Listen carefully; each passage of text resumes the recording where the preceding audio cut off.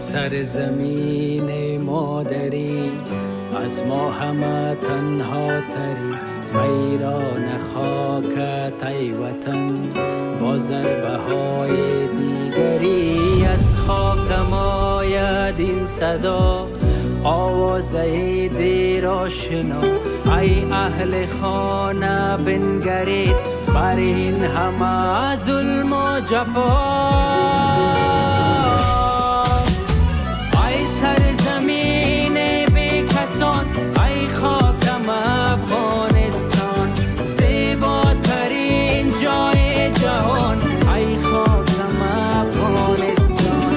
نامت بود برد زبان، ای خاکم افغانستان. خوش قامتا بر پا بمان، ای خاکم افغانستان.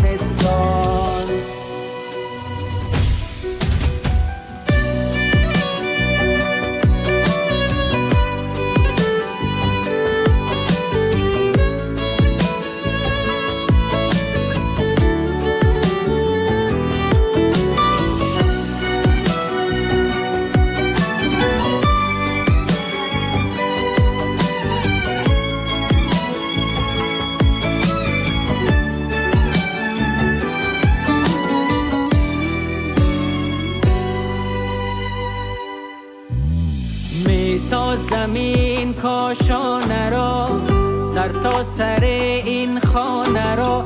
روز گریزان می شود از کشورم بیگانه ها. میساز زمین کاشانه را تا پرکشم پروانه را. از پیله ویرانگی اصلا چه قابل جان ما.